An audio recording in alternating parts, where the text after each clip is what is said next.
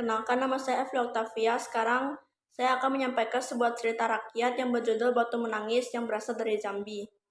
Pada zaman dahulu kala, hiduplah seorang ibu dan anak perempuannya yang bernama Darmi. Ayah Darmi sudah meninggal saat Darmi masih kecil.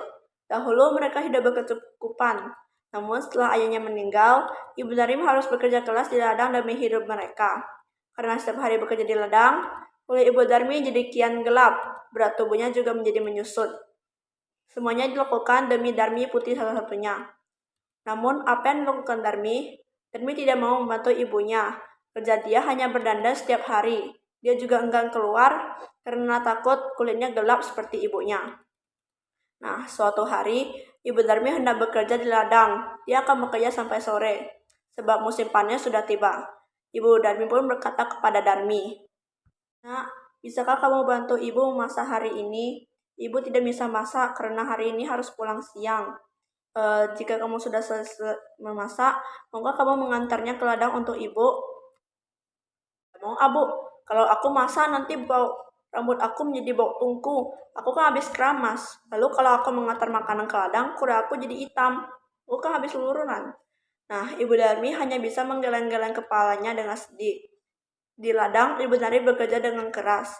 Dia mengumpulkan hasil panen. Besok dia akan menjualnya ke pasar. Dia tidak memperdulikan perutnya yang lapar. Saat lelah, dia beristirahat sambil meminum air kendi yang dibawanya.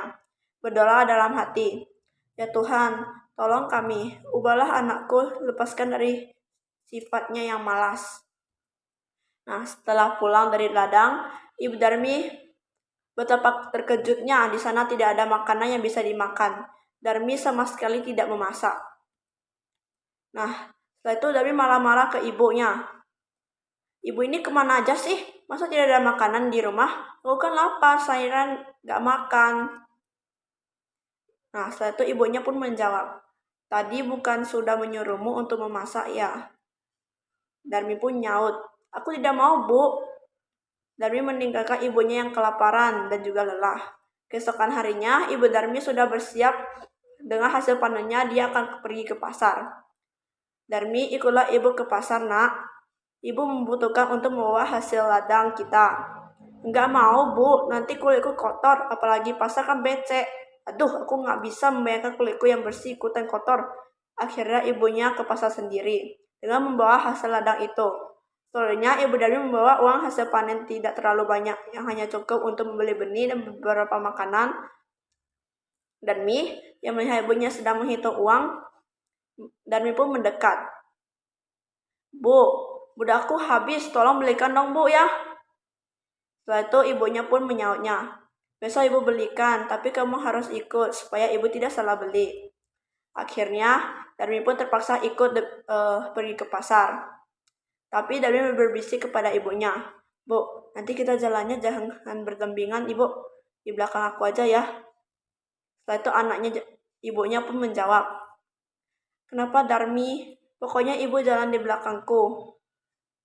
Nah, anaknya pun menjawab,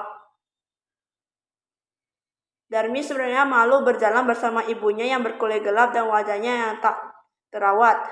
Tiba-tiba di tengah jalan, ada teman Darmi yang bertanya, "Hai Darmi, kamu mau kemana?" Darmi menjawab, "Aku mau ke pasar."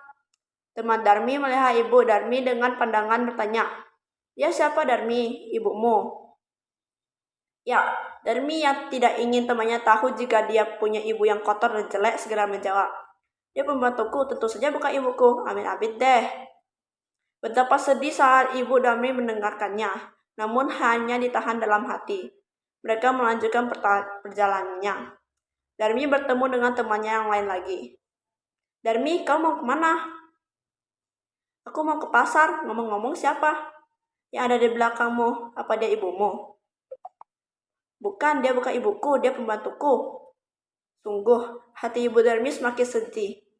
Begitu tega anaknya mengakui dirinya sebagai pembantu. Namun sekuat tenaga dia berusaha menahannya. Sampailah Darmi dan ibunya di pintu pasar. Saat mereka akan memasuki pasar, lagi-lagi Darmi bertemu temannya yang lain. Tumben kamu ke pasar. Siapa yang di belakangmu?" "Itu pembantuku." Ibu Darmi tak kuat menahan air matanya. Dia sudah tak tahan lagi, maka dia pun berdoa dalam hati, sudah tidak kuat lagi dengan sikap anak saya. Hamba, kiranya Tuhan mau menolong anak saya dari sifatnya yang seperti ini. Nah, setelah Ibu Darmi selesai berdoa, tiba-tiba Darmi menjerit. Sedikit demi sedikit Darmi menjadi batu. Ibu Darmi menangis pilu. Maafkan aku, Nak. Ini semua karena perlakuanmu terhadap ibu. Darmi merintih sambil menangis meminta ampun dari ibunya. Darmi tetap menjadi batu. Dia harus menanggung hukuman karena telah durhaka terhadap ibunya yang sudah merawat dan menjaga dia hingga besar.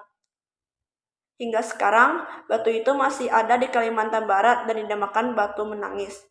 Jadi pesan moral yang dapat diambil dari cerita ini yaitu kita harus menghormati kedua orang tua kita apapun keadaan mereka. Dari cerita batu menangis, semoga kalian bisa menikmati tontonannya. Maaf jika ada kesalahan.